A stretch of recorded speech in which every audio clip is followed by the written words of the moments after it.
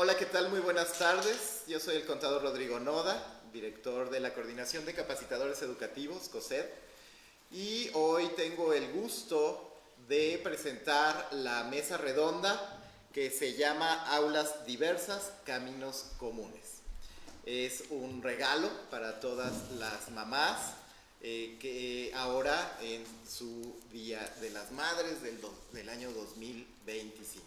Muchas felicidades a todas y bueno, pues les dejo con la licenciada Irene García, moderadora de esta mesa. Buenas tardes. Buenas tardes a todos y bienvenidos a todas las personas que nos acompañan de manera presencial y a todos nuestros acompañantes de forma virtual. Les doy una grata bienvenida a nuestra ponencia del día de hoy. Tenemos excelentes panelistas en nuestra mesa redonda.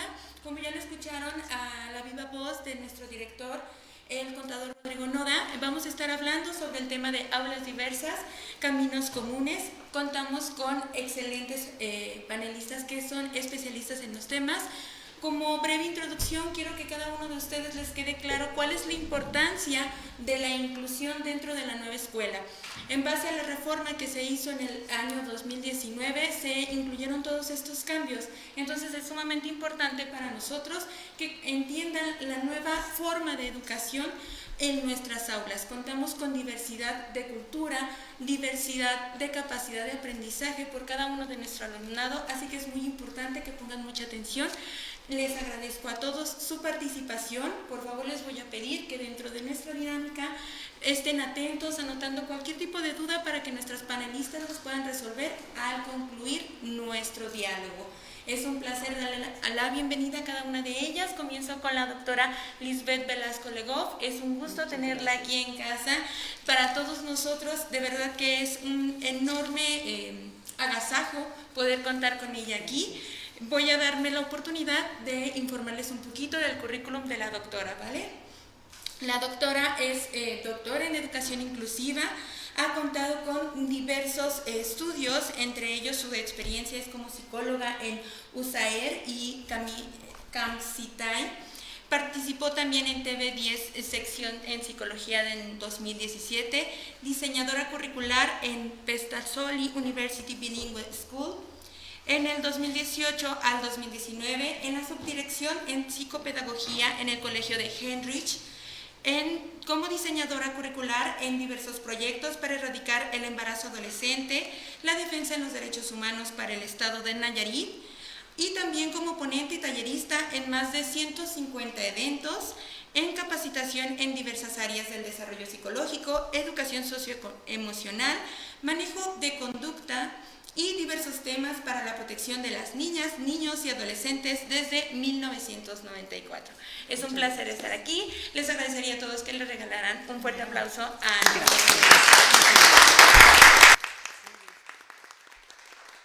De igual forma, contamos también con la presencia de la maestra en sexualidad y equidad de género, Itzamaira Caudillo Medina. Es un placer contar con su presencia, quien cuenta con amplia experiencia en la búsqueda de estrategias de atención temprana ante situaciones de violencias de niños, niñas, adolescentes y mujeres desde una visión transversal con perspectiva de género, así como en los diversos problemas de aprendizaje, estimulación en los procesos cognitivos del desarrollo infantil, manejo de pruebas de inteligencia, pruebas de personalidad, pruebas pedagógicas, detección de trastornos en el lenguaje y su corrección, manejo de procesos grupales en la escuela y aula, así como experiencia como docente en COSED. Un fuerte aplauso también, por favor. De mi lado izquierdo contamos con la presencia de la psicóloga con especialidad en psicoterapia humanista, la licenciada Shareni Olvera de la Torre. Es un gusto tenerla aquí, quien es docente y tutora en nuestra academia y cuenta con amplia experiencia como psicoterapeuta y en cual lo lleva el enfoque en tanatología. Un fuerte aplauso también, por favor. De igual forma nos nos acompaña la licenciada en Psicología Educativa, Yuritsi Álvarez de la Torre, quien también es docente y tutora académica de COSED y cuenta con amplia experiencia en psicología, de igual manera enfocada en tanatología y experiencia en musicoterapia. Un fuerte aplauso también, por favor. Como ya les comenté, es sumamente importante para nosotros que tengan el enfoque y el conocimiento de estos temas que son de suma relevancia, al menos dentro de las aulas diversas y los caminos comunes. Para empezar con nuestro diálogo dentro de nuestra hermosa mesa redonda, vamos a empezar con la comprensión de la inclusión desde la diversidad, bajo el enfoque de la nueva escuela mexicana. Me encantaría que nuestros panelistas dieran sus puntos de vista y comenzáramos a dialogar de forma amplia en base a sus experiencias y conocimientos sobre este tema. Voy a comenzar con una pregunta que es sumamente importante para todos nosotros y la cual es ¿cómo entienden o viven la inclusión educativa el docente, el alumno y los padres de familia? ¿Nos podría hacer el favor de comenzar platicándonos de ello, doctora Legó? Claro que sí, muchísimas gracias, Irene. Pues todo depende de la historia, no sé ustedes, pero para mí esta comprensión de qué es la inclusión depende del momento histórico. Miren, hace mucho, esto de la inclusión realmente era como algo imposible. Te estoy hablando quizás la época de los 60, 70, o sea, decían ¿cómo? ¿Pero cómo vamos a hacer esto? Se fue afinando y llegamos a un momento de un modelo médico asistencialista. Entonces, imagínate la comprensión de esto de la inclusión en aquellas épocas, era decir, es que está enfermito, es que está malito, ocupa a alguien súper especialista, ¿no? Así, un superhéroe que le haga magia y lo cure y pueda estar en la escuela. En esas épocas históricas yo me imagino que comprendían más que una inclusión, era como una redimición, un apapacho, o sea, un enfoque muy paternalista.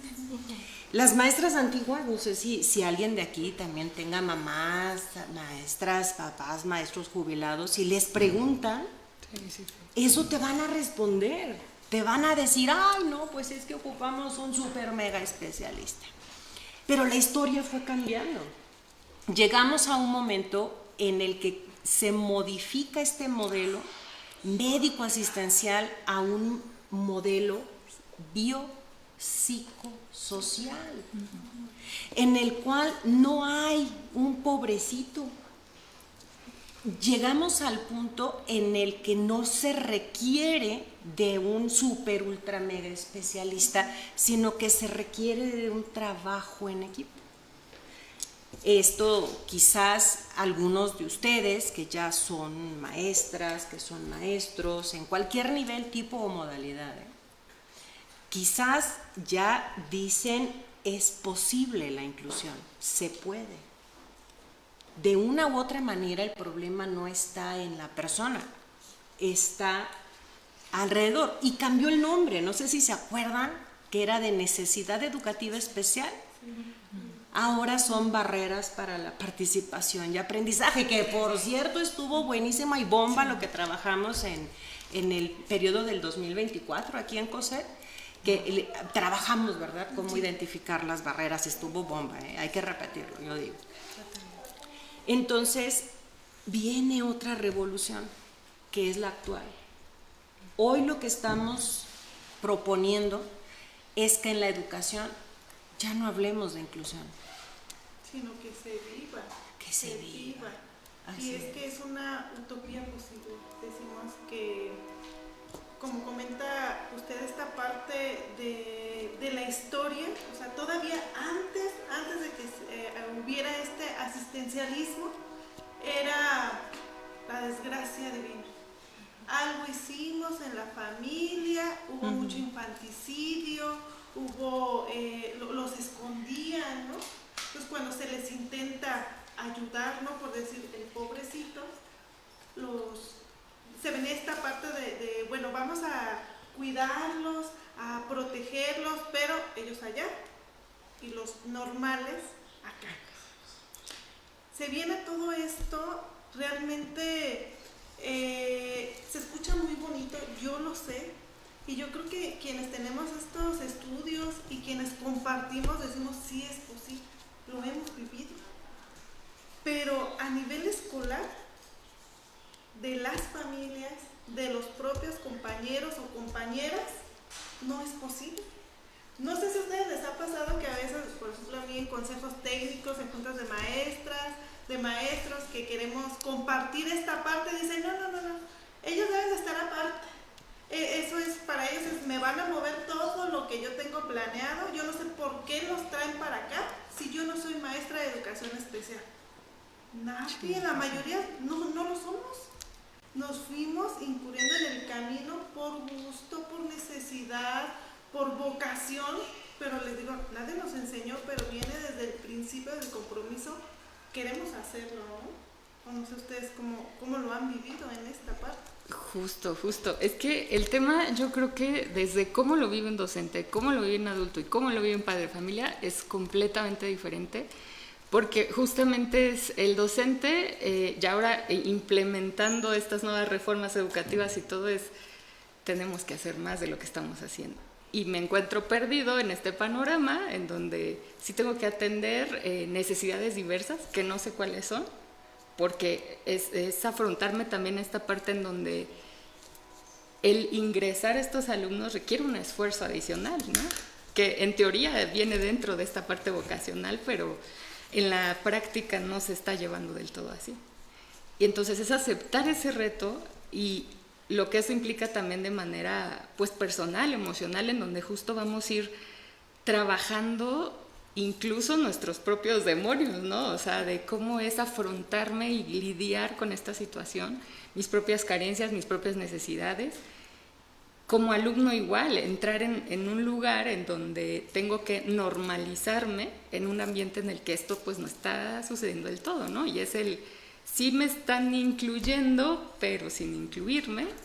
Y todo eso implica una serie de movimientos que para mí me parece muy necesarios. Y también el padre de familia, ¿no? Que empieza también mucho porque pues esta información la saben, justo como decían, ¿no? O sea, muy pocos profesionales, muy pocos especialistas. Y hay miedo, hay mucho miedo de preguntar y de afrontar, o sea, el preguntar y el decir, ¿y si sí? Entonces es como mejor me quedo ahí entre si hay un diagnóstico, no hay un diagnóstico, la maestra ya lanzó una señal de que algo no anda bien, ¿por qué no va y checa a su hijo? El ir también como padre de familia a un acompañamiento con otros profesionales de la salud creo yo también súper importante. Y esas barreras que se van surgiendo, pues incluyen a toda la comunidad educativa. Entonces, está la negación, porque los papás, claro, las mamás luego dicen, no, es que no puede ser. ¿Cómo? ¿Tú cómo sabes si eres maestra? No sé si recuerdan en la época de Peña Nieto, yo todavía no era docente, yo estaba estudiando. Mis papás ya son jubilados, son maestros. Y yo los escuchaba hablar y empezó a salir hace un montón de jubilaciones. Y uno de los argumentos era, es que nos están pidiendo hacer un montón de cosas que no hacíamos antes. ¿Cómo vamos a revisar a cada alumno su proceso de aprendizaje? Eso no se puede y no sé qué. Y ahorita es lo que estamos haciendo como docentes. ¿Cómo le hacemos? No sé. Personalizar. Pero sí se puede, ¿no? Y iba todo encaminado a esto, a la inclusión. Claro. Porque antes era súper normal el que reprobaba. Ay, el repetidor le llamábamos, ¿no? Y ahorita decimos, no, es de acuerdo al propio proceso de aprendizaje, no va a aprender al ritmo de los demás, pero no puedes excluir. En referencia a eso, entonces panelistas me estarían informando que se está tratando de involucrar una inclusión, más sin embargo a su vez también se está violentando el derecho de todas las personas a la educación porque te quiero incluir pero te discrimino porque no sé cómo atender ese caso en particular. Lo que sucede, creo yo también, es que nuestra sociedad, acuérdense que somos emociones. El miedo es una de las emociones básicas que se manifiesta ante lo desconocido y justamente al no tener conocimientos, que eso es lo que pasa, hay información, hay preparación, pero no todos sabemos exactamente el qué hacer. Ahorita lo comentaba profesora Itza, que era como la parte de decir, ¿a qué me voy a enfrentar con esta situación? ¿Qué voy a hacer con esta situación?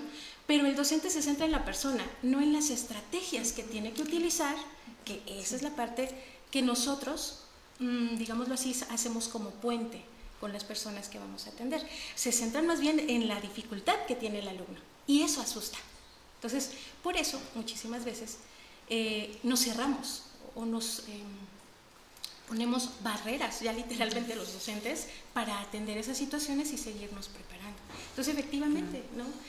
La inclusión, la mirada de la inclusión en la familia, la escuela y el alumno hacia la diversidad tiene que ver con un cambio de paradigma y un cambio de pensamiento. Que eso creo yo, no sé si estén de acuerdo, que estamos en ese proceso, siendo que todavía estamos gateando. Solamente que no hay que confundir que hablar de inclusión no es hablar única y específicamente de discapacidad. Eso es un error. Y los maestros por eso temen y dicen, ¿cómo le voy a hacer? En aquellas épocas de la Declaración de Salamanca en los 90s, ahí sí se defendió y fue el paso crucial que llegó a las escuelas y que va a seguir transformándose, en el que hablaban sobre las características de diversidad relacionadas con discapacidad y funcionalidad. Luego viene el compromiso de Cali, por allá fue, si mal no me acuerdo, en el 2009 en Colombia, en el cual plantean y dicen es que no nada más incluyes discapacidad y funcionalidad, incluyes todo, absolutamente todo.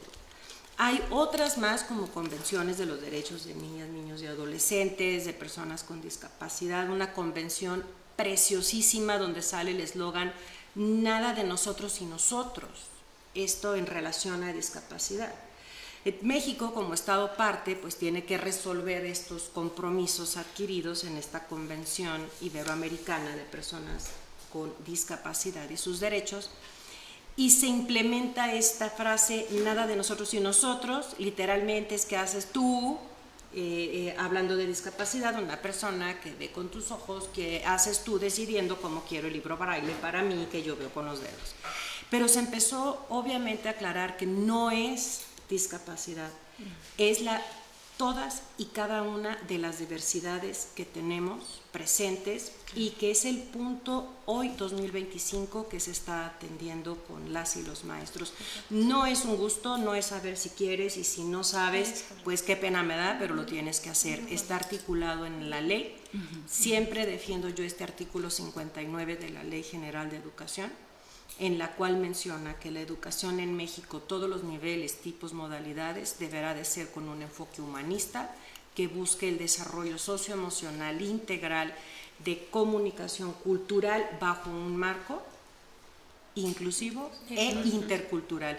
Entonces, si están teniendo miedo, es una respuesta muy normal, muy humana, pero para eso estamos aquí, ¿no? En COSET, para enseñarles, vénganse acá, les enseñamos. Hablando, muchísimas gracias, panelistas, hablando de este tema de las diversidades culturales, del miedo que da, de que la inclusión no solamente se trata de situaciones médicas o algún otro tipo de circunstancias que impidan a nivel cognitivo, sino también temas culturales. Podemos hablar entonces que existen diferentes tipos de formas culturales, sociales o personales que son más visibles o más marcados en estos espacios educativos donde tal vez se encuentre algún tipo todavía de rechazo hacia los alumnos, ya sea que se encuentren por algún rasgo étnico o que sean a personas que no hablan totalmente el español sino algún tipo de lengua y que por ese motivo, por el desconocimiento de los mismos profesores, al no hablar su propia lengua o su propio dialecto, eviten tener contacto con esos niños o esos adolescentes o adultos que quieren ingresar al sistema educativo? Sí, definitivamente sí. Ahorita, hilando de lo que estábamos hablando anteriormente, hay una diferencia muy grande entre educación especial y educación inclusiva. Y muchos docentes todavía no están entendiendo esa parte. Creen que educación inclusiva es solamente atender al grupo de educación especial, al que no escucha bien, al que no ve bien, al que tiene alguna discapacidad. Y por eso es de, yo no puedo, yo no sé hacer eso. Cuando la educación inclusiva, que es lo que hemos estado dialogando, es para que todas las personas involucradas en el sistema educativo aprendan. Hablando de niños, niñas y adolescentes, ¿no? En educación básica. Sí. Entonces, lo que más se ve en las escuelas regulares tiene que ver con el proceso de aprendizaje, tiene que ver con su ritmo de aprendizaje, sus necesidades específicas de aprendizaje, porque es más fácil decir, yo ya planeé para todos, y no podemos hacerlo. Desde que planeamos, tenemos que estar pensando para quién va. Y es que dicen, es que yo no le puedo, esta escuela no es para ellos si es que hay alguien con alguna discapacidad cognitiva, por ejemplo. Es que nosotros no le podemos enseñar porque eso ya les toca educación especial. Bueno, y lo dice Secretaría de Educación Pública, no importa el aprendizaje ahí de lo académico, sino qué se le va a enseñar para que pueda desarrollarse como sociedad, porque al fin de cuentas va a estar ya. Y en esta parte, cuando se divide que la escuela de educación especial y la escuela regular, es una segregación muy grande, y es lo que todavía no quieren entender. Estamos en esa parte excluyendo. Pues cuando se incluye que estemos aquí, pues es adaptar la escuela para estos niños, niñas y adolescentes que lo necesitan, no que ellos se adapten a nosotros. Entonces hay una diferencia muy grande entre integración e inclusión.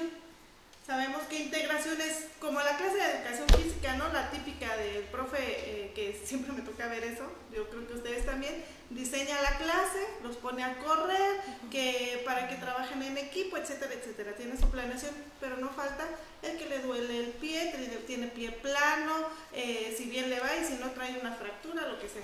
El profe no va a hacer nada, no hace nada, te sientas, me pasas la pelota, si bien le va. Entonces ahí está excluyendo.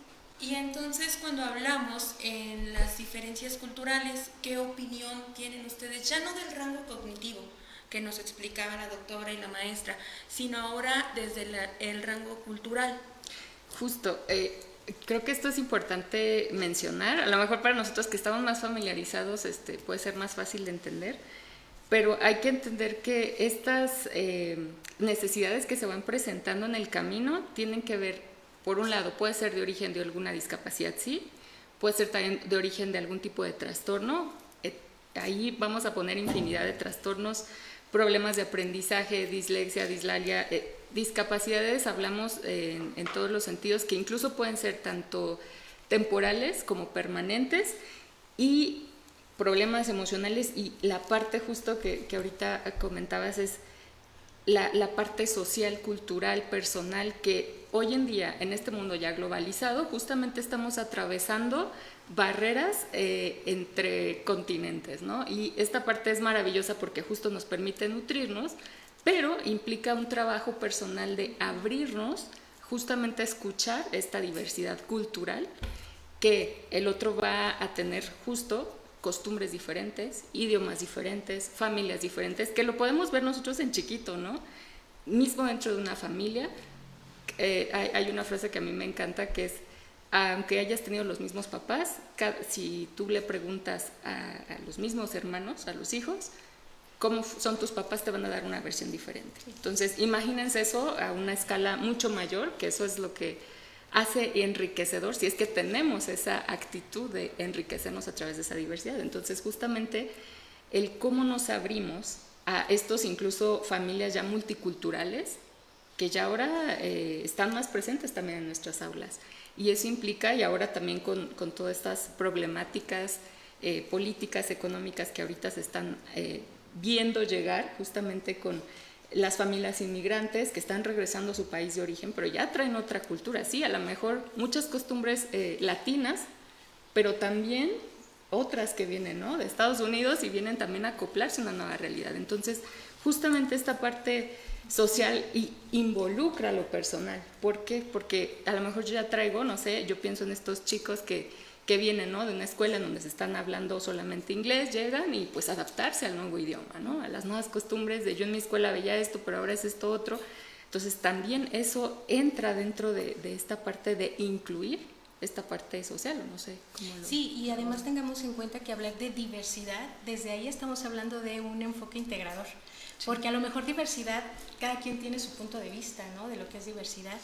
Y justamente recuerdo que Puig de Libol, tal vez me pueda corregir, doctora, dice que la diversidad es un valor humano.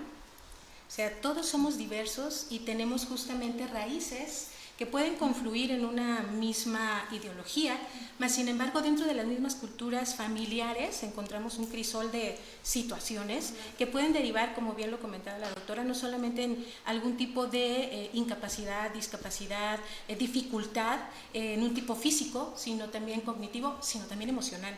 Y cuántas veces también en el aula tenemos diversidad de dificultades emocionales que transmutan en cuerpo y que transmutan en cognitivo.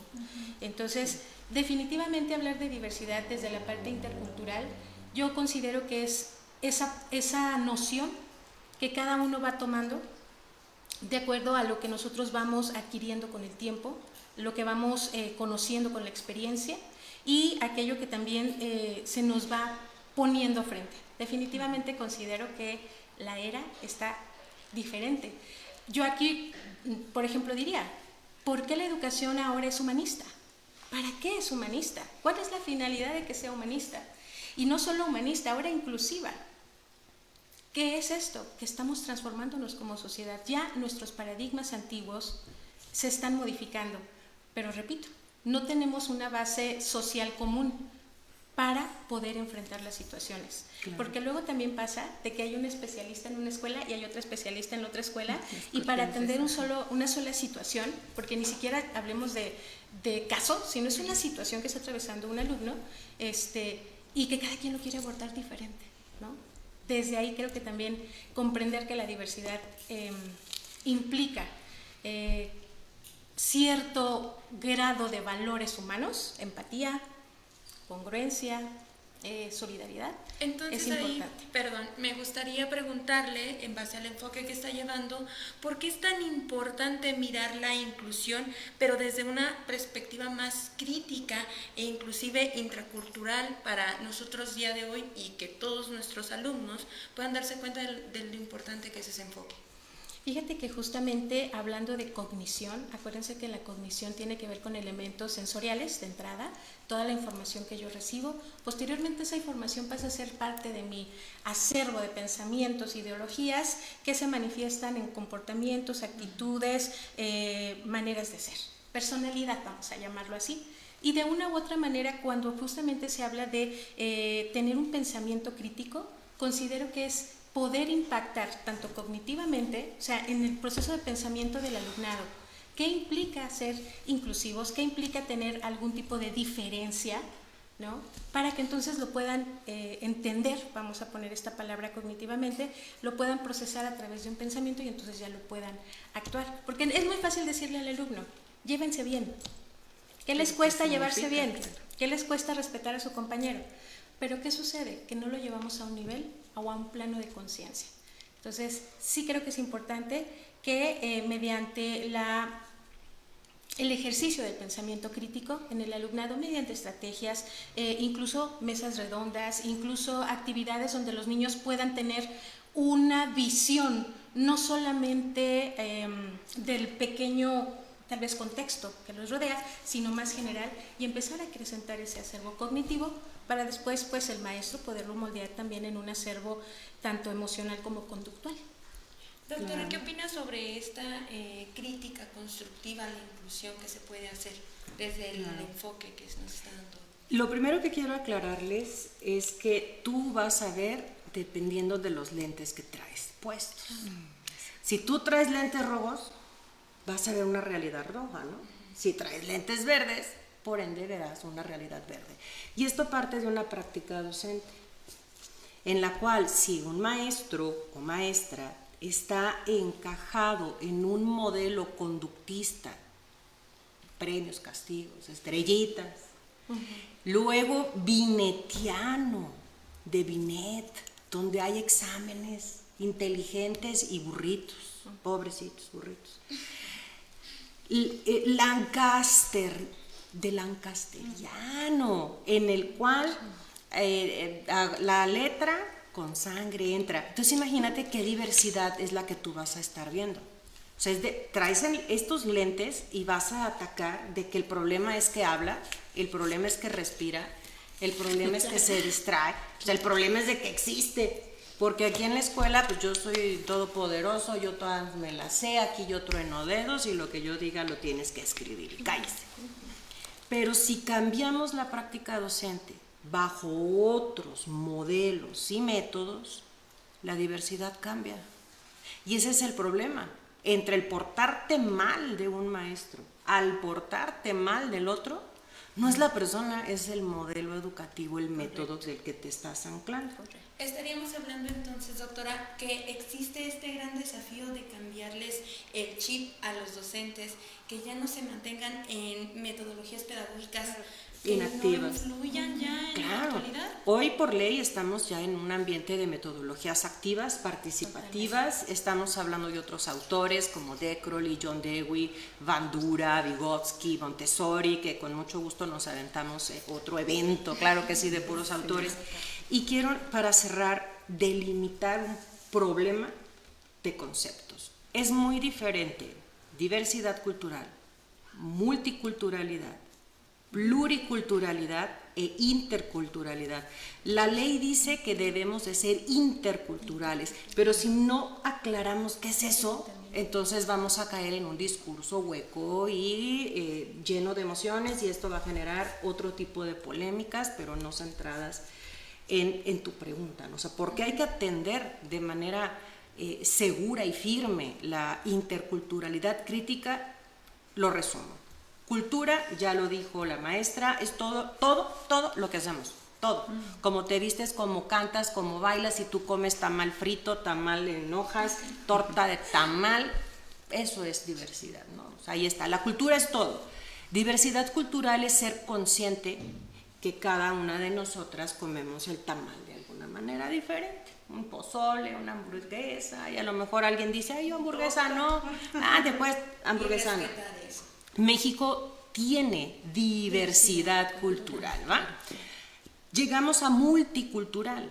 Multicultural significa ser consciente que somos diferentes.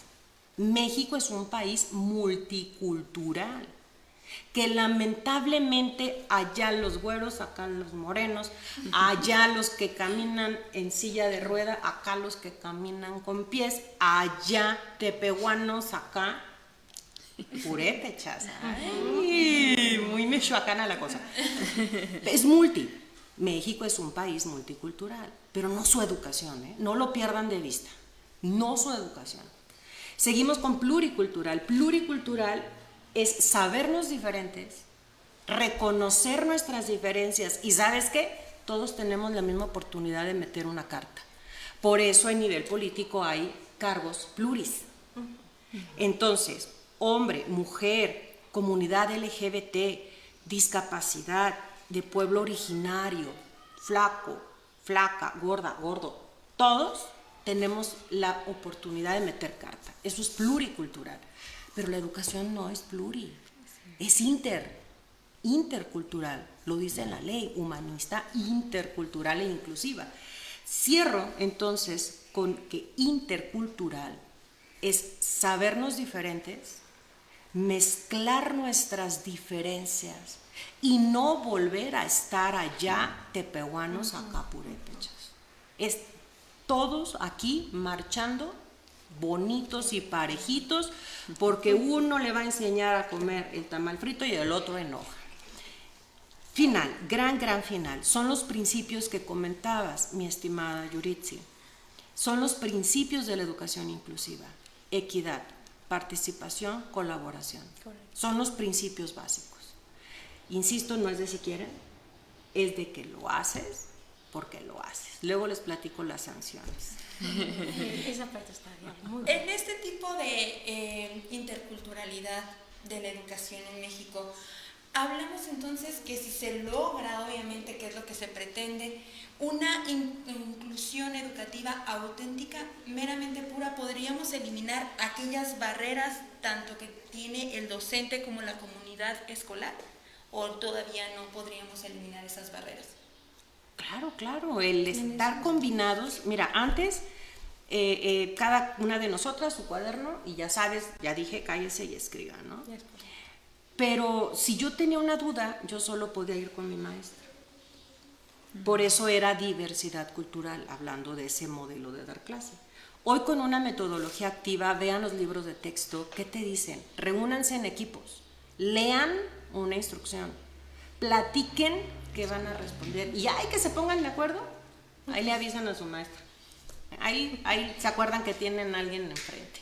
Entonces imagínate la oportunidad de yo escuchar leer a Yuritsi. Esta mesa es intercultural. Sobre esas mismas barreras, maestra Itza, ¿qué opina usted?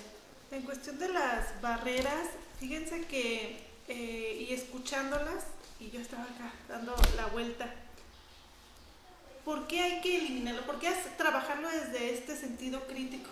Por sentido común. Todo el mundo queremos estar bien, ¿o no? Todo el mundo, todas las personas nos sentimos importantes, todo el mundo merecemos ser respetadas. No porque yo sea de los purépechas y allá de otra cultura significa que va a valer menos. Yo cuando platico con mis alumnos, con mis alumnas, es desde esta parte. ¿Por qué lo van a hacer? Porque merecemos, ¿no? Ponerlo en el lugar de... Con esto inicio, vaya la cuestión de ponernos de acuerdo. Y la otra que mencionaba usted, nuestra sociedad es una sociedad muy dolida, sumamente dolida. Culturalmente duele, ¿por qué? Porque fuimos niños heridos, porque fuimos de esos niños y niñas que se nos decía cállate, escribe, etcétera, etcétera. Entonces, como a nosotros nos enseñaron así, tenemos muchos compañeros y compañeras que quieren enseñar así. Así esté Montessori, así esté Bandura, porque el inconsciente te traiciona. Y entonces llegas a este sistema a estar repitiendo lo que no te imaginaste que repetías. Por eso es de entrar a la parte de una deconstrucción. Tenemos ya concebido algo, pero no significa que es permanente. La sociedad es dinámica. Entonces necesitamos deconstruirlo así, de esta forma, por este sentido común, por respeto a la sociedad, por respeto a las infancias, porque tenemos una deuda muy grande con las infancias. Ya no nos tocó a nosotras, pero podemos cambiarlo con las otras generaciones que vienen. Psicóloga Shareni, respecto a lo que nos menciona la maestra Itza, que es como una proyección al final del día, como quieren mantenerse todavía en el proceso educativo los actuales docentes, ¿qué estrategias o qué apoyos o prácticas usted nos podría dar para que obtengamos nuevos resultados para incluir estudiantes diversos o lograr esta inclusión total? Primero, y que justo entra dentro de la nueva escuela mexicana, que es esta perspectiva crítica, o sea, cuestiónate las normas establecidas. Eso que a ti te enseñaron que era lo normal, lo que estaba bien, hay que cuestionarlo. ¿Para qué? Para poder romper, y esta es la parte de construir, pero no nada más es llegar a romper y ahora qué hago, ¿no? Viene la parte de capacítate, de aprende, de expande todas estas posibilidades a las que puedes acceder. Y justo esta parte de ya no es si queremos o no, ¿no? O si me da la gana, ¿no? Pero realmente tiene que ver con, y desde esta parte de psicología, intervenciones emocionales, psicoeducativas para toda la comunidad educativa, papás, docentes, alumnos. Luego a veces como que el trabajar con nuestra inteligencia emocional pareciera hoy en día un lujo, cuando en realidad es una necesidad. Y invertir en la salud mental de todos, yo creo que sería como un punto súper importante. Si se pueden, terapias grupales, porque así también aprendemos entre todos, trabajos con la comunidad, con los padres de familia, estas escuelas que yo creo que aquí me apoyará un poco la doctora, en donde se habla de una comunidad educativa de aprendizaje, en donde no nada más es el director, el maestro y el alumno y el padre de familia, sino son vecinos, sino son demás profesionales que viven alrededor de la escuela, o sea, este espacio físico, pero que en realidad también pueden influir en la vida de los estudiantes de una manera que puede ser bastante enriquecedora.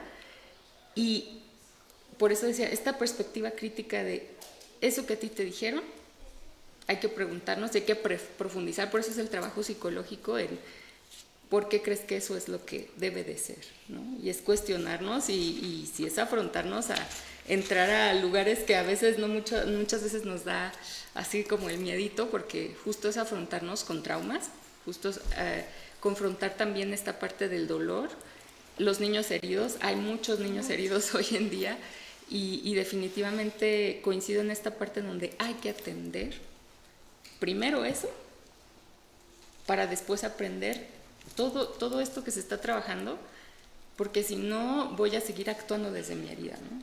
Y si yo no soy consciente que hay una herida ahí, pues ¿cómo hago esa apertura a estos nuevos temas? En base a estas propuestas de mejoramiento que podríamos tener, psicóloga Yuri, si bien es cierto como lo manifestó la psicóloga Shareni, es real que se pide el apoyo tanto de directivos, docentes, padres de familia, toda la comunidad, inclusive la propia ley lo regula así. Mas, sin embargo, lo mismo que yo les digo a todos nuestros alumnados, que esté en la ley, pero que no se haga es letra muerta. En eso, en el aspecto jurídico. Ahora, en el aspecto psicológico, usted nos podría instruir no solamente a los docentes, sino también padres de familia que se encuentran con esos niños heridos y que no pueden ayudar a contribuir a la educación de los niños en esta actualidad. Creo que eso que tomas es muy importante porque sabemos que esta triada, que bueno, ya no es tan triada, ya entra la comunidad. Antes era alumno, familia, escuela, ¿no? Y ahora ya entra la comunidad. Justamente es la parte de poder tener claro, como bien lo comentaba la doctora al inicio, que estamos ahora desde una visión biopsicosocial. Entonces, ¿qué estrategias tengo que utilizar? ¿Qué tengo que atender? Hay que atender la parte biológica. Cuidar los alimentos, cuidar los neurotransmisores. ¿Qué neurotransmisores les están irradiando más nuestros alumnos, nuestros niños, en las familias? A veces somos consumidores de cortisol al 100, ¿no? Y además de dopamina, que cada rato andamos con ciertas adicciones que no nos dejan, así llámese televisión, llámese computadora, llámese Coca-Cola. Entonces, atender la parte biológica de padres, alumnado, obviamente docentes, porque a veces sentimos que el trabajo es para los otros, para los alumnos, para la familia, y no para nosotros, empezando por nosotros. Cuidar la parte biológica. Obviamente esa es una parte médica, los que tienen conocimiento en neurociencias, claro que aquí la doctora es la experta en ello, que nos puede decir cómo cuidar de esas partes estratégicas. Y somos seres psicológicos, somos seres de pensamiento, de sensaciones, de captación de ideas, de emociones, ¿no? Todo lo que sucede después de esos neurotransmisores, después de esa parte biológica y que ya le da un sentido a mi personalidad, que le da un sentido a quién soy yo y cómo veo el mundo. Esa parte también se debe trabajar, como lo decía la maestra Shareni. De repente no hay especialistas en psicología o en terapia psicoemocional, psicosocial en las escuelas, ¿no? Es rarísimo que los pueda haber. Por eso somos todólogas las maestras en la escuela. Y nos convertimos. Bueno, es que el ser humano es un todo, ¿no? Estas estrategias, o sea, no podemos decir, es que a mí me pagan por enseñarte a leer, o sea, no, o sea, ¿sabes qué? Renúnciame a ser docente, ¿no? Es integral. Claro. Las estrategias en la nueva escuela mexicana, entonces, deberán de perseguirse y hacerse en base a los 3 principios de la educación inclusiva. Equidad. ¿Qué debo hacer yo para tener equidad en mi salón? Ajustes razonables. Adaptar la escuela al niño, no el niño a la escuela. Correcto. Principio de decoro. Claro. ¿Qué más puedo hacer para la equidad? Bueno, dosificar mis contenidos, cambiar el 6x3, que no tiene nada que ver con la realidad, la verdad. Y luego decimos, ay no, yo no quiero, yo voy a ser psicóloga para no tener que ver con matemáticas. Queridos, si vemos matemáticas, no se engañan.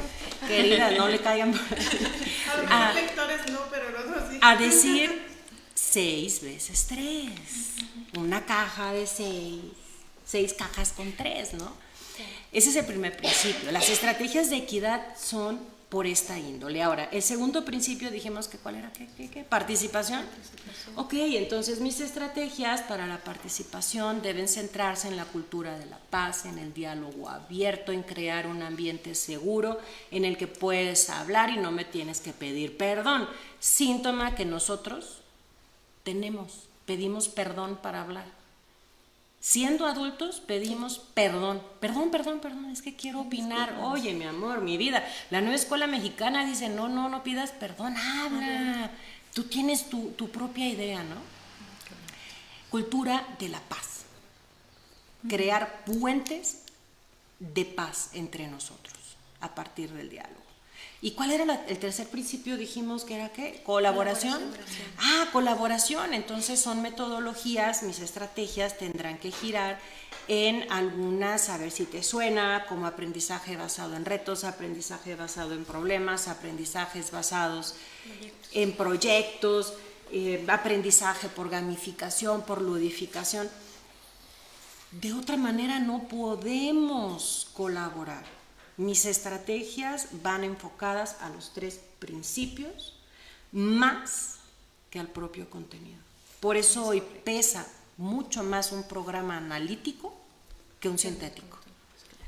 El sintético, tú y yo sabemos, a lo mejor alguien no, que son contenidos. Es cuándo sumar, cuándo restar, ¿va? El programa analítico es la persona, su yo, su parte integral que estamos hablando, su realidad, su entorno. Entonces hoy pesa más un programa analítico que un programa sintético. Yo opino. Por ahí va. En base al programa analítico estaríamos hablando entonces que nos estamos enfocando al humanismo, que pretende la nueva escuela mexicana, para este enfoque en pro no solamente del interés superior del menor, sino también de todas aquellas personas que quieren formar parte del sistema educativo, ¿cierto? El diseño universal de aprendizaje es otro, el DUA famoso es otra carta que está en la mesa, que algunas maestras antiguas rebeldosas lo hacían, ¿eh? Había unos ficheros, búsquenlos, están padrísimos, unos ficheros grises. No, hombre, tengo la colección en digital, ahí no los compartimos. Ándale, ya, señora, no oiga lo que acaba de decir aquí la compañera, usted no oyó nada, pero qué bueno que los tienes. Había ficheros, y esos ficheros, hoy, si los ves con esto, sí o no, son interculturales, son inclusivos. Y es que de verdad manejaba unas estrategias como muy personalizadas, buenísimas. Yo no sé por qué lo dejaron de producir. Es que alguien se lo roba. ¿Quién será?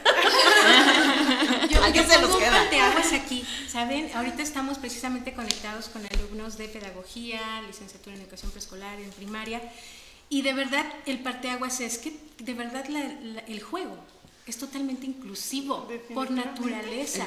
Y justamente todos esos ficheros o todas esas técnicas, obviamente no hablo de un juego por juego, sabemos que existe el juego lúdico dirigido, ¿no?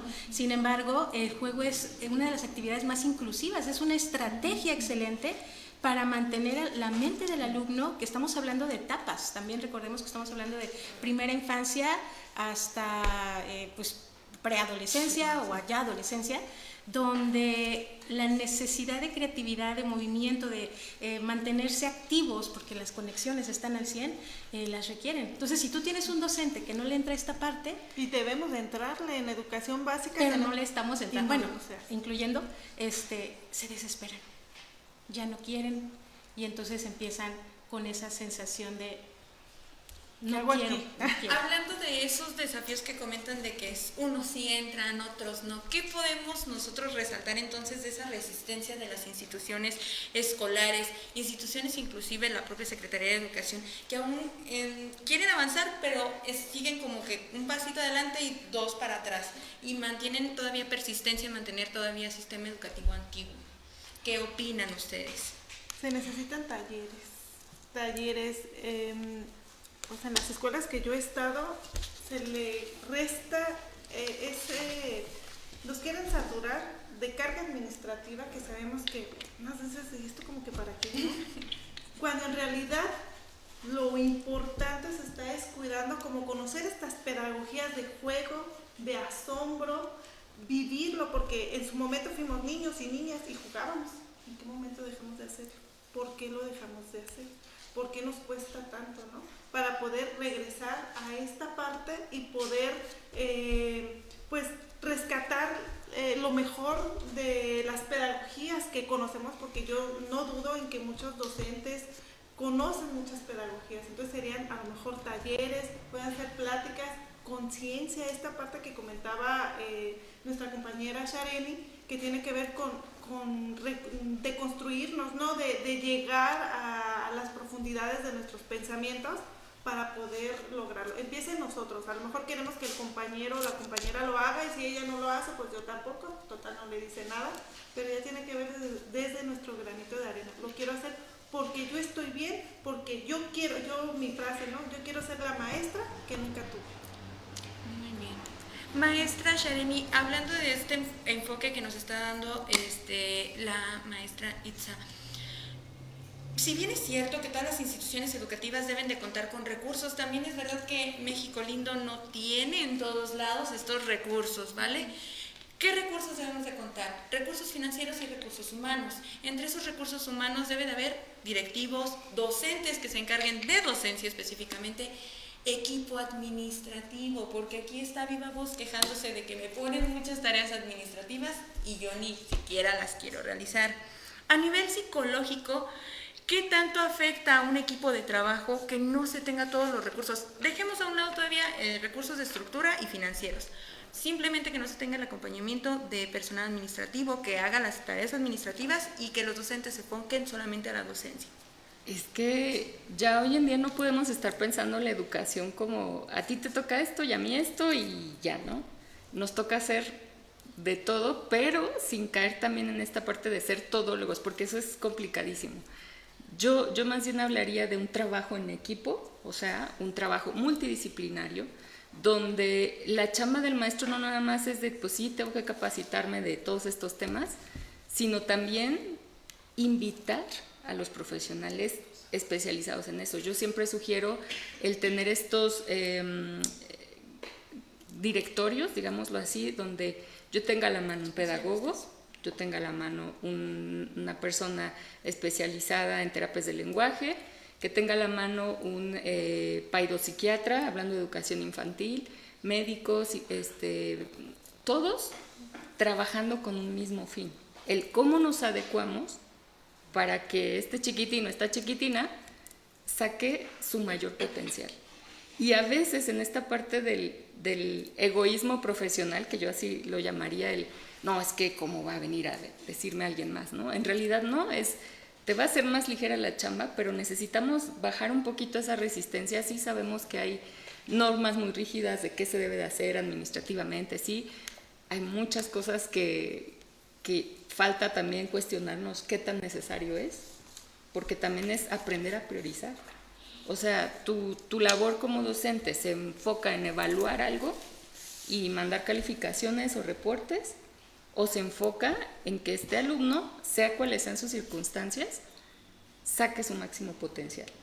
Y para eso es que tengo que hacer yo para facilitarle todo eso, porque soy el intermediario entre esos. El niño a veces pareciera que en este tratar de incluir es como que el niño debe de adaptarse a esto y no yo a esa necesidad o a esa cuestión que esté presentando. Entonces, creo que va por ahí. Sí, es importante hacer todo esto porque eso también nos permite también, no quiero decir que evaluar o este trabajo administrativo no sirve para nada, porque no. El llevar un registro, justo eso también es profesionalizar todo esto. En este punto, la psicóloga Shareni nos lo ha puesto sobre la mesa algo crucial. Ok, ¿qué te interesa más a ti? Un docente que te tenga en tiempo todo lo que tiene que ver, tanto evaluaciones, calificaciones y procesos administrativos que tiene que colaborar porque no existe un equipo completo, o un docente que se encargue en materia de la praxis a realizar lo que le corresponde, que es realmente enfocarse en el alumnado. ¿Usted qué opina al respecto? No podemos caer en politiquear. Sí. Yo soy enemiga de la politiqueada, porque en todos los tiempos, en todos los países, vas a encontrar esa piedra ahí, ¿no? Es que el gobierno, es que las políticas públicas, o sea, por Dios, claro que no. Hasta José Vasconcelos, cuando hizo la Secretaría de Educación Pública, se quejaba de los formatos. No es cierto, no lo sé. Yo me imagino. Ay, estos formatos, pero José Vasconcelos, tú dijiste. Ay, no importa. Y así, ¿no? Llenarlos ya es cansado. Lo que sí coincido es que si no hacemos un trabajo estructurado, sistemático, estamos parchando. Y esto necesita un punto de equilibrio en tu vida. Es más, en tu vida, ya ni siquiera en tu salón o en tu prepa, en tu vida. Lamentablemente, todas y todos los que nos ven, somos producto de un sistema educativo que no nos enseñó a priorizar, no nos enseñó a colaborar. ¿Por qué creen? Lo siento, maestras futuras. Son bien tóxicos los centros educativos. Sabemos trabajar en equipo. No sabemos. Tienes a una maestra bien tóxica y yo siempre reflexiono, ¿por qué? Porque si preparamos a los niños con tanto amor, nos tragamos así como alacranes con rabia. O sea, ¿qué está pasando, no? Simple, tú y yo somos de una generación que no nos priorizaron esto. Es como querer enseñar a un niño a hablar inglés sin saber inglés. Caray, está complicado. Va a haber una curva de error-aprendizaje. Entonces yo, más que ver estas carencias, esto es equipo. Equipo, interculturalidad. ¿Tú qué tienes? ¿Yo qué tengo? ¿Qué te sobra? ¿Qué me falta? Así, estar trabajando. Y para eso, anótenle, está la NORM 035. Esta norma mexicana para detectar a la tóxica, al tóxico y ponerle un estate en paz. Salen semáforos, imagínate, hay toxicidad Chernobyl, toxicidad baño de público, así sale. NOM 035, imagínate, hasta eso tuvieron que regular, que en un lugar, en un centro laboral, aplican todas las empresas, desde 1 hasta miles de empleados, ¿no? ¿Qué sucede? ¿Por qué hay esto? Somos generaciones enfermas. Somos nietos, con todo respeto, somos nietos de la violación, somos nietos del abuso, somos nietos de la segregación, de hombres dolidos porque les dijeron que se calle, que no chille, de mujeres que nos dijeron no salga porque se la lleva el coco y no puede. Los golpes. No me ama, no me pega. Eso es lo que somos. Por eso yo no le entro al plano de ay, no, pues es que el gobierno no me da presupuesto. Mira, no tuvo y no tendrán, ¿ya? Contentos, ok, venga. Tu cheque es para comer, muy bien, hagamos equipo. Esa siempre ha sido mi visión. Hablando entonces desde ese enfoque que nos da, doctora, si, como usted lo dijo, son alacranes que se están comiendo entre sí, ¿cómo entonces pueden ayudar cuando existe un problema, por ejemplo, de bullying?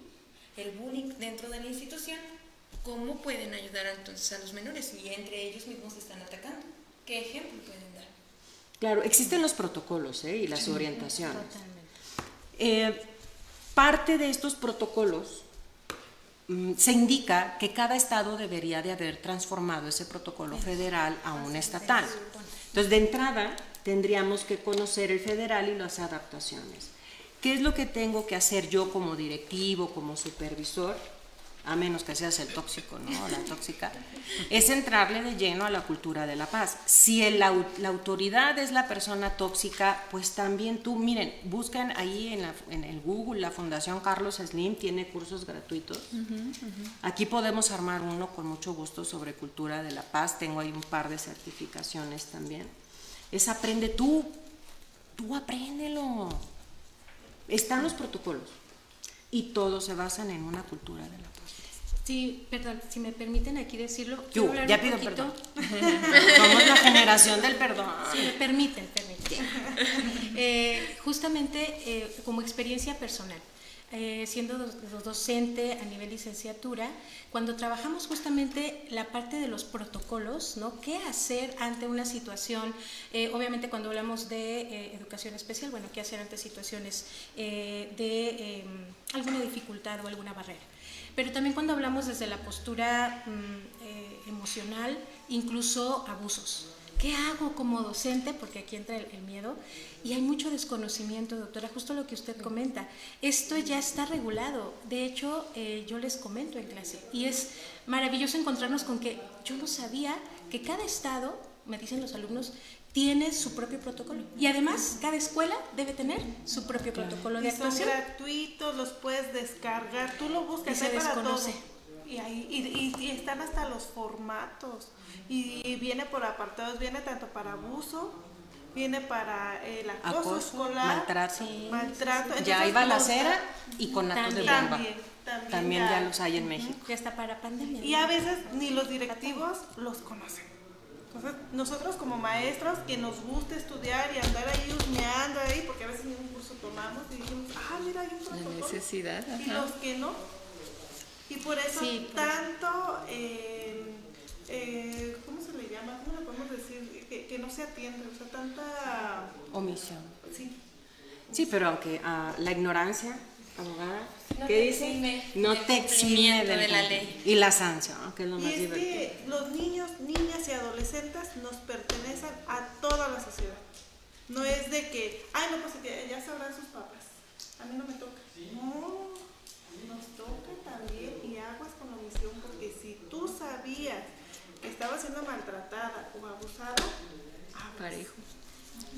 Por eso se trata de trabajar en conjunto, que ahí me gustaría preguntarles a todos nuestros panelistas, ¿qué podríamos hacer distinto dentro de nuestras instituciones educativas? Algo para llegar no solamente a esta inclusión crítica completa, sino también a implementar todos los puntos de la nueva escuela mexicana y que se logre un cumplimiento objetivo de la misma. No sé si me pudiera apoyar, por favor. Sí, claro. Yo creo que parte de, comentábamos hace rato, ¿no? El priorizar la participación de estudiantes y familias. O sea, fomentar esta corresponsabilidad entre todos es básica, porque si no nosotros estamos como que cada quien en su trinchera y viendo y no se va a sentir ese avance. Entonces, parte importante es concientizarnos de que todos somos responsables, sea o no sea docente, sea o no sea padre de familia, sea o no sea alumno, directivo, como sociedad también soy responsable de todo esto, porque yo mismo en la misma cultura voy transmitiendo cosas que también se van absorbiendo socialmente en las redes sociales. Entonces, otra parte importante, además de entender esta corresponsabilidad, creo yo, tiene que ver con el escuchar las voces de los estudiantes. Esa parte se nos olvida y estamos, pareciera el mundo de adultos, decidiendo por todos, pero sin escuchar al alumno. Es que está chiquito, no sabe. Se le va a olvidar. ¿Y qué creen? No se les olvida. Yo ya en mi consultorio particular tengo adultos, yo lo que más veo son adultos y adolescentes que se acuerdan de esas huellas que quedaron ahí. Y es que trabajar con esas cosas no es que es imposible, no es de que, pues sí, a mí ya me arruinaron la vida porque en la infancia y esto y ta. Sí se puede trabajar, pero ¿por qué resolver ya cuando sucedió la tragedia, cuando se puede prevenir?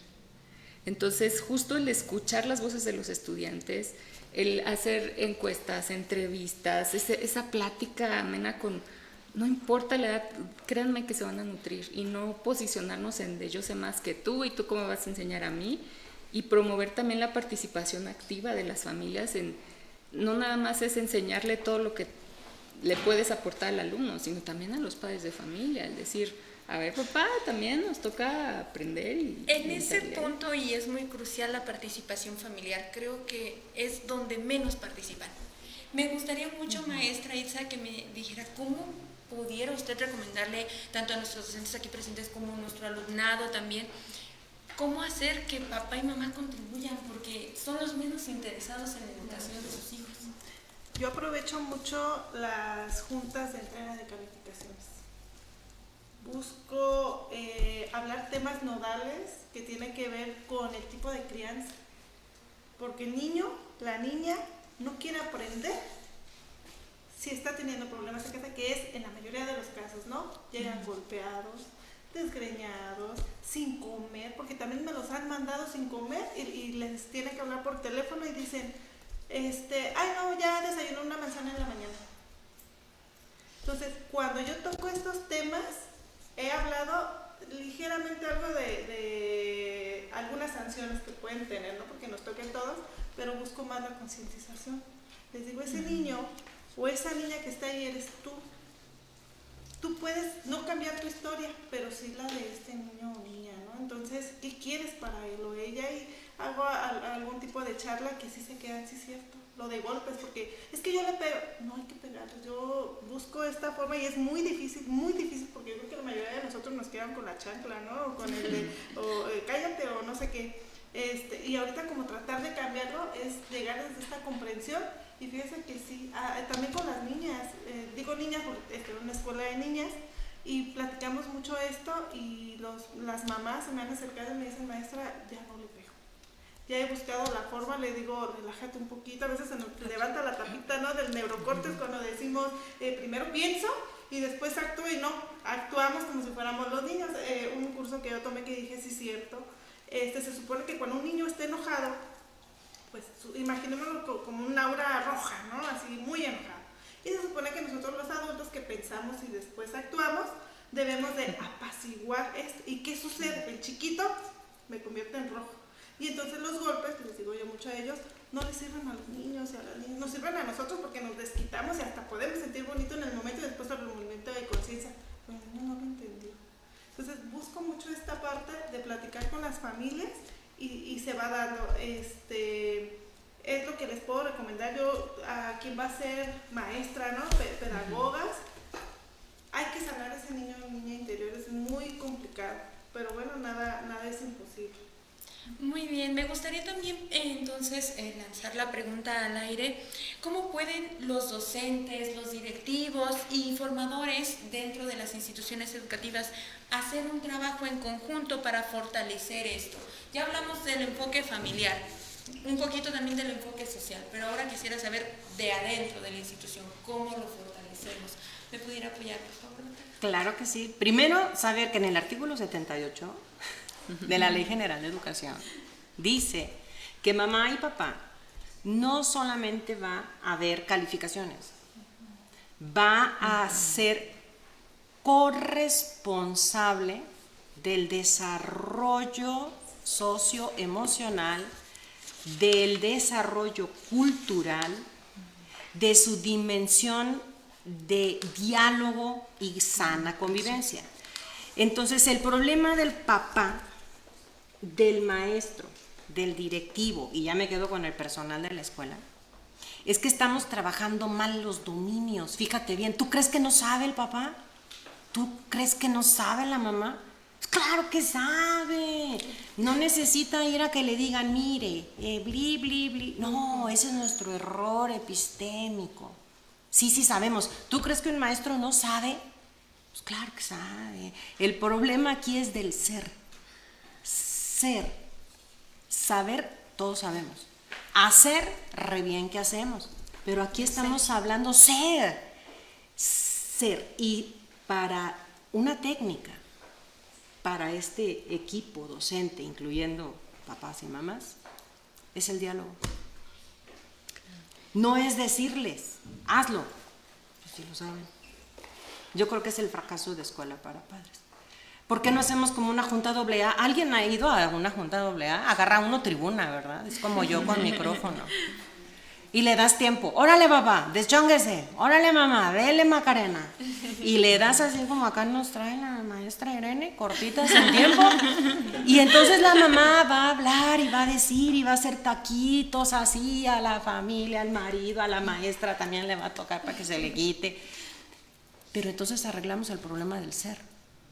Las y los maestros sí saben, pero no son.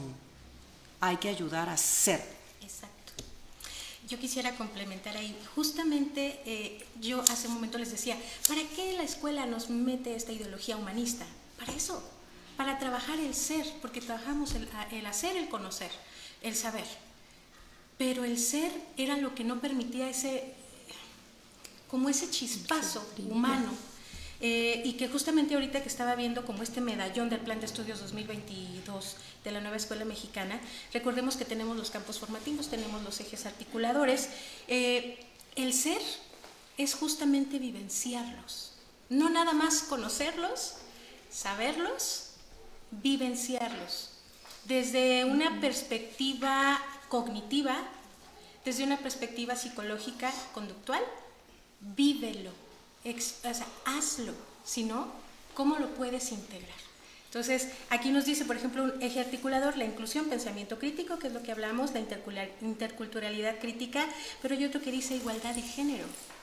Y luego de repente nos damos de topes porque en el ser estamos muy cerrados de aceptar otras realidades, ¿no? También. Entonces, eso me parece que es demasiado céntrico en esta mesa redonda. El meollo de la diversidad es justo respetar el ser y además fomentarlo, acrecentarlo. En nuestros alumnos, en nuestros docentes, o sea, en carne propia, y en los padres de familia. Decía mi mamá, déjalo ser. Ahí está, lo acaba de Hay que decir. dejarlo ser. Claro, mi mamá. Inclusive a mí me llamó mucho la atención ahorita que estamos hablando de inclusión, que la propia maestra Itza dijo que ella labora y con respeto, ¿no? Pero en una escuela de niñas, exclusivamente de niñas. ¿Qué opinamos al respecto? Ay, pues existe. O sea, es una realidad también. Es que también tenemos que aprender a aceptar realidades. Y parte de eso pues va a doler también, ¿no? O sea, ver nuestra patita de palo y ver qué estamos ganando con eso. Es pelearnos o no pelearnos, porque no debería de ser así, pero más bien es como entrar en esta discusión sin huir. Me refiero a esta discusión desde un lado positivo. Si yo no discuto, cuestiono y critico algo que está, va a ser bien complicado que vea alguna solución. A veces vamos como, no, mejor no digo nada, porque... Y luego si nos metemos en problemas, métete en problemas, porque de eso vas a crecer, de eso vas a aprender. Equivócate, no pasa nada. Los chiquitines van a seguir aprendiendo y van a salir adelante, sea como sea, con las realidades que tengan, económicas, pero más bien enséñale, enfócate en trabajar habilidades para la vida. Está bien, existen estas realidades de escuelas exclusivas, que también decimos, uy, no inclusivas, exclusivas, ¿no? Es como que aquí. Pero existe a muchos niveles. Yo no nada más lo pondría un tema de género, ¿no? Sino sabemos también que hay estatus en la educación.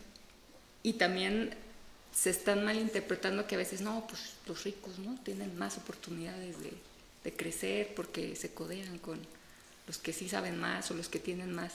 Pero en realidad es que no. O sea, esto ya hoy en día es un tema que nos lleva a, en todos lados hay aprendizaje, en todos lados hay problemáticas, en todos lados se necesita de esta salud mental, de crecer y sobre todo de cuestionarnos esta realidad. O sea, sí es preguntarle al alumno qué necesitas tú, y a veces en esta parte subestimamos lo que ellos saben, también los papás, y justo sí, ellos claro que saben, y déjales que hablen, porque justo también esa parte creo es muy importante, el diálogo, la comunicación, pero no nada más como venir a vomitar y decir, ¿no? O sea, también falta quien contenga esa parte y te digo, ok, escucho tu necesidad, pero aquí también va la estrategia.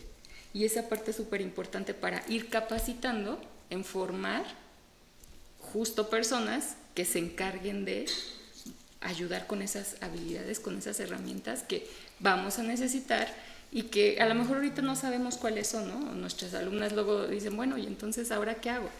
Yo les digo, mira, primero arranca, no te tengas que aprender los autores de memoria, que sí, tienes que conocerlos, pero llévalo al campo justo de la experiencia, vívelo, platícalo, discútelo en tu casa, háblalo con tus hijos si es que tienes hijos, háblalo con tus papás, con tu esposo, de todos estos temas, porque de eso se va a nutrir también la sociedad.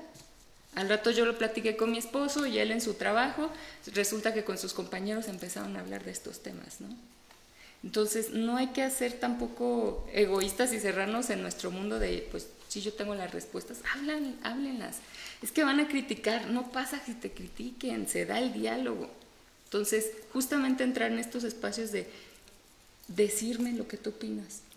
En base a esas realidades que sí, si bien es cierto, existen diversas instituciones donde se encuentran especializadas ya sea solamente para género masculino o género femenino, pero considero a opiniones de ustedes que es más viable aquella educación donde interactúan niño y niña, Ok, fíjate que en la escuela, en donde estoy, es una escuela muy pequeña, es una escuela católica y esta escuela tiene una visión de años, donde en un inicio se les daba oportunidad a las niñas que no tenían acceso económico. ¿Para qué? Para que no fueran, pues, con este lastre de educación, porque antes se priorizaba a los niños, es una escuela de siglos. Toda la vertiente que trae. Entonces, la han querido mantener en este sentido donde les apoyan económicamente. Sí se está previendo que inicien entre los niños, pero es tan chiquita que ni tenemos espacio para más baños, para más salones, entonces... que son necesidades que se van previendo, ¿no? Lo que comentábamos con las barreras. Hay que ver qué necesita nuestra institución. Necesita estrategias pedagógicas, las implementamos. Necesita estructura, lo implementamos. Necesitamos compromiso de padres, madres, familias y docentes, hay que implementarlos. A mí me gustaría que nos compartieran cada una de ustedes, en base a sus conocimientos y experiencia, una reflexión sobre cómo podemos nosotros trabajar nuestra educación básica frente a todos estos retos.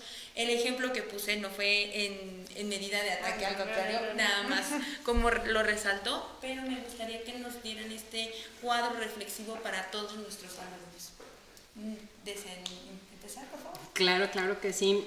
En todos mis años de experiencia en esto ahí me tocó la integración educativa, imagínate.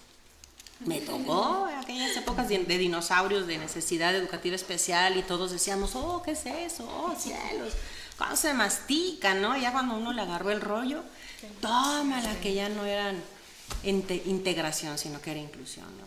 Si hay algo que siempre me ha funcionado, es saber en qué momento voy a prevenir y en qué momento voy a corregir. Ella lo dijo. Debo estar atenta, alerta a quien voy a orientar como especialista y decir, a ver, esto va a ser un correctivo. Ella dijo, es educación educativa o inclusión educativa. El correctivo es inclusión educativa. Voy y te pongo en tu lugar. Voy y te digo, atiendo tu saber, tu ser como maestros, como padres, con el propio niño. No olvidemos que aún huele a asistencialismo. Mucho, todavía huele. Los niños eran niños, pero re bien que saben, que si se cae siempre hay alguien que lo levanta, ¿no? Ya no soy la tabula rasa. El lema así se los voy a decir, tajante. Una persona que no cambia y no sana lo que tenga que sanar es porque le conviene andar cojo. Y les gusta o ya no porque saben reciben. ya. Es que reciben. Hay un beneficio. O sea, no es tanto de que a mí me gusta que me estén dando macanazos, pero me gusta recibir la atención. Entonces, si yo voy a hacer una prevención, me voy a educación inclusiva. Principios, equidad, participación, colaboración. Yo estoy previniendo lo que se tenga que prevenir. Pero si yo voy a corregir, si yo soy la que va a llegar a cambiar las cartas del asunto, entonces yo me voy a inclusión educativa.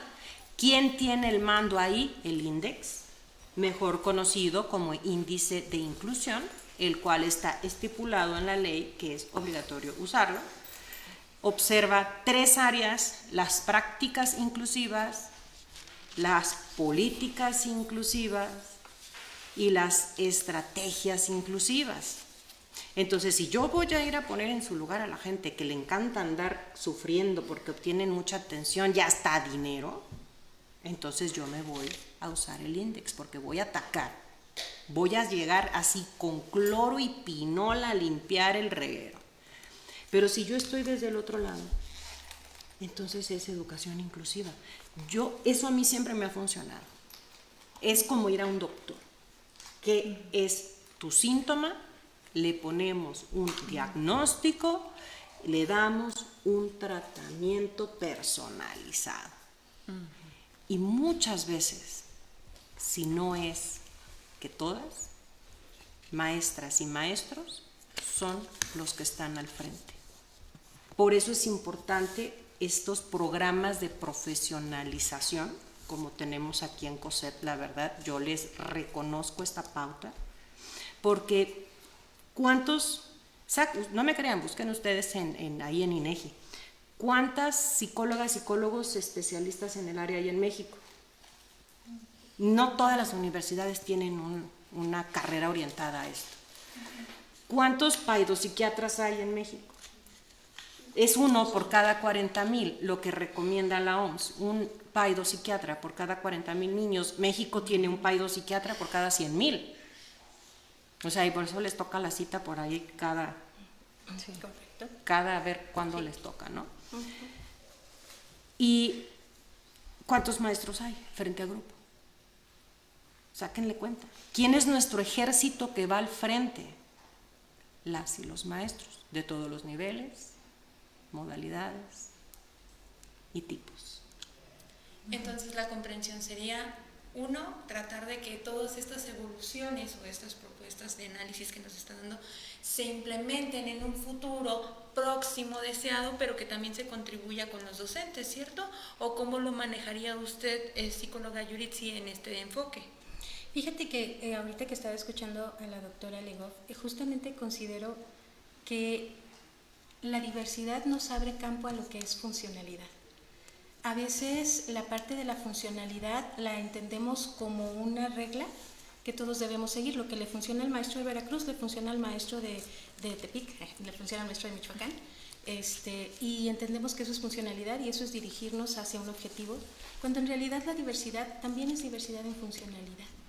Muchas veces nos encontramos con aulas donde tal vez tu estrategia docente, tal vez como docente tengas algunas pautas, tengas la disposición y las ganas, pero la diversidad que tú te encuentras en el aula te impide que sea funcional esa estrategia que tú llevabas. Entonces hay que también considerar la funcionalidad de aquello que yo estoy implementando, porque ahorita también haciendo un poquito eco de lo que veníamos platicando, precisamente hay escuelas de puros varones, de puras mujeres. Es que hay para quienes es funcional así. No quiere decir que sean del todo negativas. Y creo que yo considero que la diversidad justo es poder comprender que lo que a ti te pueda convenir, obviamente que somos los docentes los que estamos al frente, no necesariamente le va a convenir al otro o a mí mismo, ¿no? Y desde esa postura es poder darle justo a los docentes la involucración de conocer, de saber y de ser, volvemos a ese punto, diversos desde la funcionalidad. ¿Y cómo vas a saber si algo te funciona o no te funciona? En la práctica. Hasta que lo haces. Es correcto, hasta la práctica. Y es que precisamente no todos los grupos son iguales. Ni los alumnos. Ni los alumnos. Entonces a veces nos puede funcionar una misma estrategia y la queremos repetir el siguiente ciclo escolar o el siguiente y nada. Y nos toca buscarle de qué forma, siempre cuidando esta parte, ¿no? El humanismo, el respeto y todo, pero encontrarle de otro, porque precisamente no funciona. Yo me acuerdo de una frase que siempre le decía a mi esposo, porque él tiene más años de experiencia que yo en la docencia, y yo decía, sí es cierto, decía, y la sigo utilizando. Ese niño y esa niña podrá olvidar todo lo que le enseñaste, pero no va a olvidar cómo se lo enseñaste o cómo lo trataste. Entonces es buscarlo desde ahí. No todos los grupos son igual. A veces, regresando al tema de este diálogo, ¿no? Preguntar cómo está, cómo se siente. Es lo bueno que tiene esta nueva escuela mexicana de priorizar esta parte, las emociones, ¿no? Que se sientan bien, que estén bien, porque así se da el aprendizaje. Claro. Lo demás se va dando, cuidando esta parte, y es que buscar, bueno, si vamos a buscar estrategias, y yo siempre estoy acostumbrada a darle el conocimiento en pastilla, pues no va a ser así. Hay quien ocupa que se lo des en jarabe, hay quien se lo ocupa que se lo des intravenoso, hay quien se lo ocupa, no sé, o sea, es buscarle a cada quien, y sí es complicado, pero ¿saben qué puede funcionar? La red de tutoría. Te puedes detener un poquito más con este niño que está necesitando más, con esta niña, y quien ya lo agarró te ayuda tantito con los demás. Entonces nos partimos, pero está supervisando. Y hay pedagogías que tienen que ver con esta red de tutoría. Yo lo he implementado casi todo el tiempo y funciona. Obviamente no abusamos, las estrategias es de no abusar, de ver en su momento cómo trabajar, dividirnos, porque a veces queremos nosotros pasar la lista, darle el permiso del baño, y a veces hasta los mismos alumnos desde pequeños, si damos estos roles, aminoran, y entonces si te enfocas en lo que está necesitando quien lo está requiriendo, llegando a la parte de equidad, porque es muy diferente la equidad que la igualdad. Queremos darle a todos lo mismo y eso no es equidad. Equidad es darle a cada quien lo que necesita para alcanzar la igualdad de oportunidades, ¿sí, no? Y no es lo mismo. Yo creo que justo por eso es lo que estabas comentando, el docente está al frente del batallón.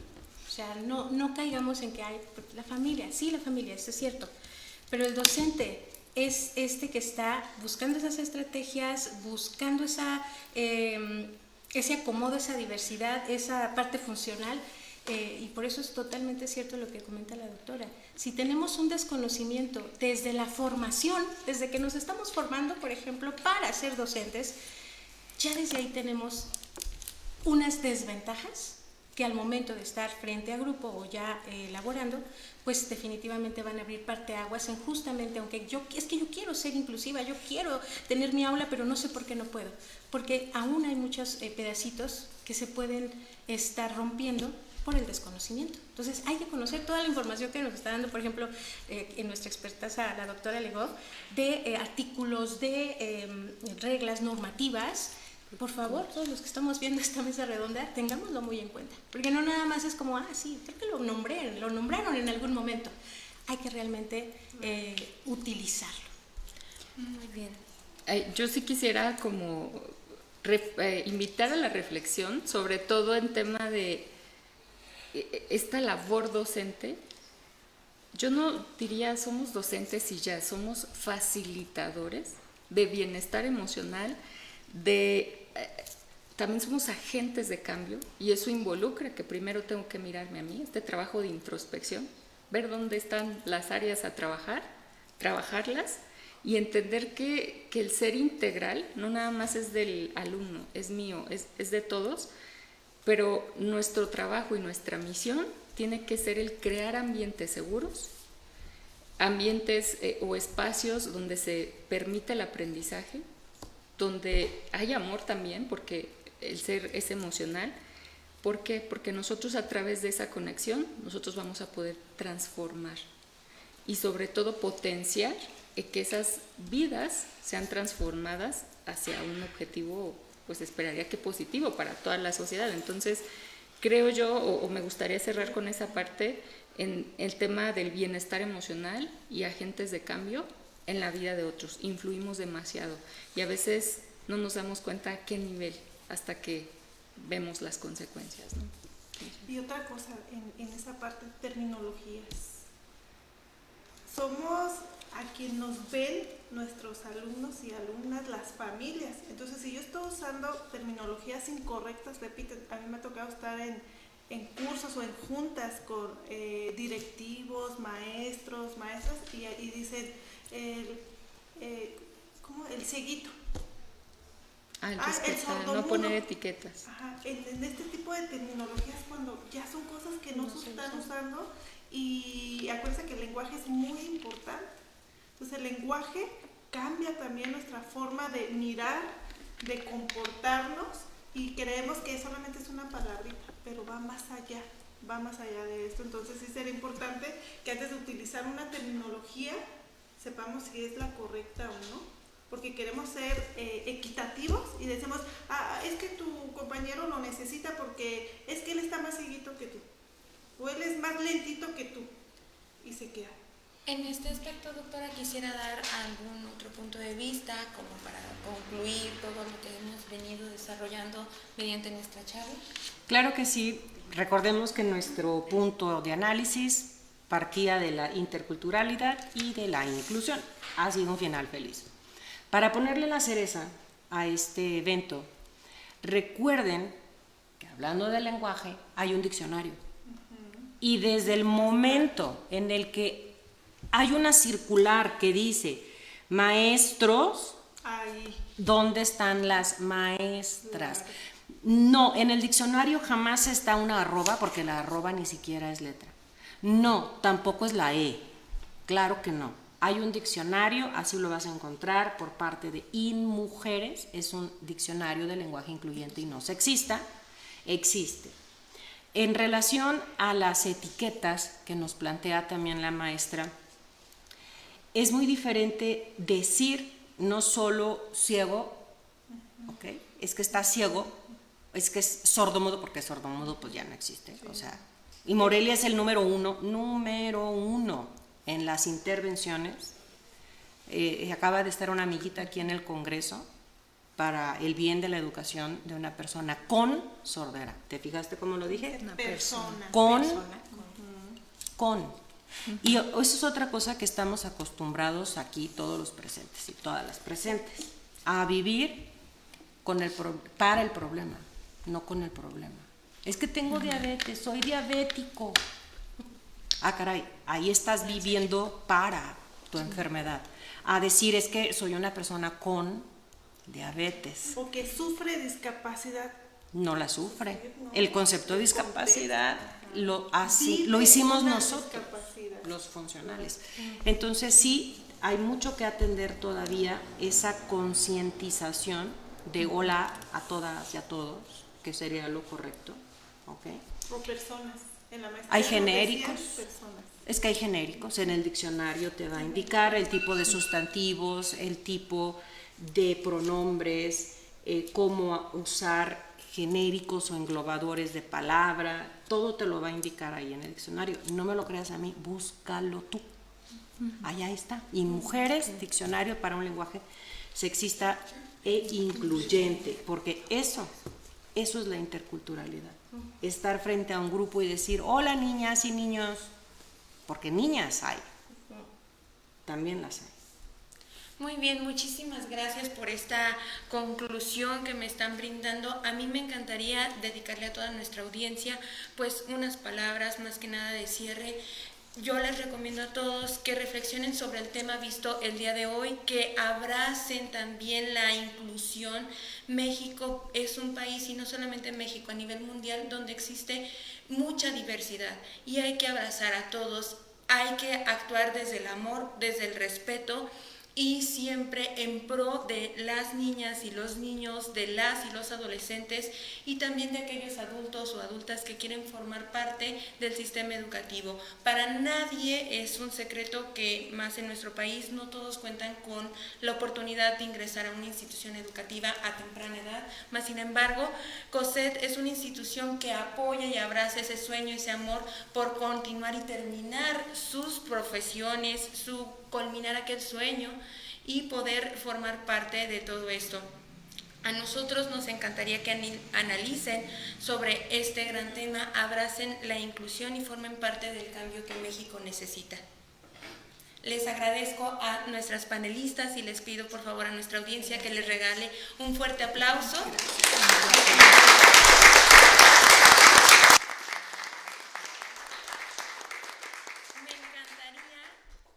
Poder continuar con algunas preguntas, 2, 3 preguntas que quisieran hacer nuestra audiencia y muy brevemente les pudiéramos dar respuesta por parte de nuestros panelistas. No sé si algunos de los que están aquí en forma física tuviera alguna duda que les pudiéramos resolver, o igual los chicos y las chicas que se encuentran de forma virtual. Hay varios comentarios y preguntas en redes sociales. En la generalidad, para no abarcar mucho tiempo, todos son felicitaciones. Muchas gracias por la ponencia. Dicen que es hermoso, por ejemplo, Verónica Sánchez dice, es hermoso ver que existen maestras con tal calidad, que los felicitan, pues que este tipo de conferencias se debería dar. Perdón, la estaba leyendo y se movió porque se agregó un comentario nuevo. Bueno, hay muchas preguntas que creo que si se dan un tiempo de contestarles quizás de manera puntual en la transmisión en vivo, creo que se lo agradecerían más, porque es muy probable que algunos ya no se conecten en este tiempo y no tengan la posibilidad de verlo, pero si les contestan de manera puntual, ellos van a poder leer exactamente la respuesta. Permítanme un poquito. Hay algunos que también comentaban que les gustaría que les compartieran los ficheros que mencionaban. Sí, No están también. digitalizados, pero hay que ver. Yo los tengo digitales completos. Llegando, te los mando. Sí, o incluso también, bueno, no sé si con la psicóloga Yuri o también pues los podrían. Sí, se los mando a mi compañera Yuritz. Otros que también dan la razón de que pues también es importante que la familia se involucre en la educación y que también que es mejor ayudar al niño a conocer su entorno y defenderse de la vida y más que una calificación. Comentarios de esa índole creo que son bastante retroactivos, pero les digo, están comentando más, ya se agregaron muchísimos comentarios al final y me está cambiando considerablemente. Dicen que excelente participación, aplausos y que muchísimas gracias en la generalidad. Gracias. Muchas gracias. Gracias. Respecto a las preguntas que comentaban, contestarlas de forma puntual, pues las vamos a capturar todas estas preguntas y se las hacemos llegar, ¿vale? Claro que sí. Le voy a dar el uso de la voz a nuestro director, el contador Rodrigo Noda. Bueno, pues muchísimas gracias a las participantes de la mesa redonda que tuvimos el día de hoy. Muchas gracias al público que asistió con nosotros y gracias a ustedes que nos están viendo en vivo por medio de la transmisión. En COSED pues nos gusta tener inclusive todo un departamento de educación continua y vamos a seguir haciendo este tipo de eventos para que ustedes puedan acercarse a personas que, como ya lo mencionaban, virtualmente, pues muy valiosas y con mucho conocimiento. Muchísimas gracias y excelente noche. Muchas gracias.